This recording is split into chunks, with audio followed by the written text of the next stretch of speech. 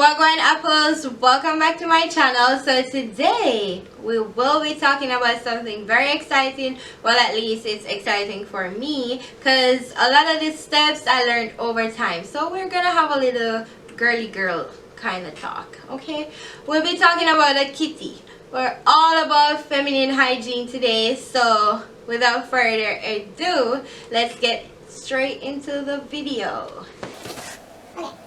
So ever since I know myself, my mom is so big on feminine hygiene. Like the gods of hygiene. That's my mom. So if I get anything from anybody, that would be straight up mom. Shout out to you. Anyway, now like some of the steps, as I said, I learned over time. So, step number 1, shaving. When shaving the vagina, you want to ensure that you shave in one direction just to prevent ingrown hairs, because you know sometimes when you have ingrown hairs, like it causes some little bumps and then it can eventually leave dark spots on the vagina. We don't want that. So to prevent that, make sure every time you're shaving in one direction.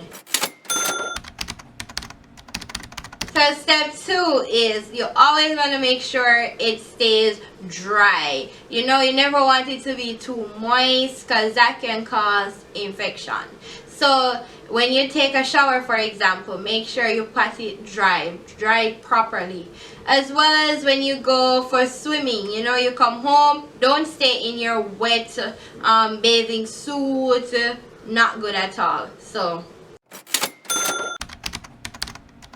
step 3, avoid silky underwears. I know you guys probably hear this a lot, but your vagina can't breathe that much when you're in silky underwear. So you want to ensure you have cotton on deck, like cotton or mesh underwears. Like you see these, like this is not so bad because like it's breathable. You see? Breathable, and under here is cotton, so that's good. Also, this is another one that's good. Well, you get the gist, right? And then a cotton underwear. Everybody know what cotton looks like, so yes. You want to ensure that you're taking your vitamins, especially your probiotic or the prebiotic. I recently learned about the prebiotic. I haven't tried it as yet, but so far I'm taking my probiotics. Most days it's almost finished, and they are some tiny capsules, so even if you hate or dislike taking tabs, it's so small, guys.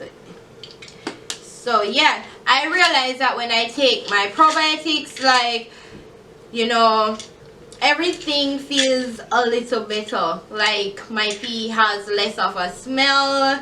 I do pee more, and that's just personally me, you know. It could be different with everybody else. Another thing I know some females love to do is use a feminine wash.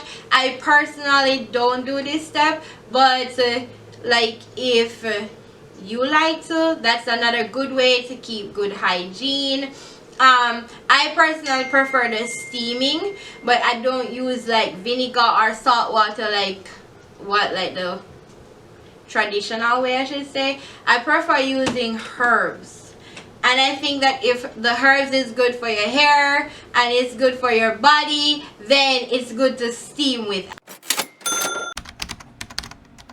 Another good step is to always have liners on deck. Crucial, especially when you'll be out for a long day. You want to have at least, you know, 2 to 3. It says like, just like you change a pad every 4 hours, change your liner like every 4 hours, you know. So it's always good to have liners on deck. Keeps it extra fresh. You can also go to bed without underwear, or you have a day off, you know, you'll be at home all day, you have a nice clean shower, you just want to be able to let it get some air, breathe, you know. So once you're home or going to bed, practice wearing no underwear. Thank me later, or the vagina will thank you later. Okay? You always want to ensure that you have like feminine wash on the go. Well, this is something I recently started doing a lot. Like I used to do it, but now I'm even more stricter when it comes to this. So if I know I'm going to work or I'm on a road trip, I always try to have wipes on deck. And if I don't have it, I try to get it on the way. So, you know, you use a toilet throughout the day, you want to wipe down there with some baby wipes or feminine wipes just to stay fresh throughout the day. That's another good practice.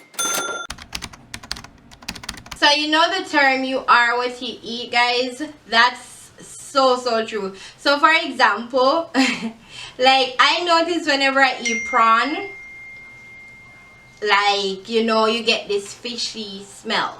And don't get it twisted, guys, everybody has a natural odor down there, but if it gets out of control, too, you know, too scented, then you want to check it out because you might have infection. But we naturally have an odor. So yeah, but when I eat prawn, I always notice that it just get extra fishy. Or like when you eat stuff like garlic, yes. So you know, if you have a D appointment, you kind of want to stay away from foods like that. You want to stick to like pineapples, peaches, more sweet stuff. I don't know how true it is, but there is some form of science behind this whole pineapple thing, guys. So yes. Vaginal moisturizer. I personally haven't tried it, but I know there's stuff you can insert to keep down there all moist and stuff. That's another good way. So if you can relate to any of these steps or tips, if you practice any of them, drop them down in the comment section and let's spark up a conversation. And until my next video, guys, one love.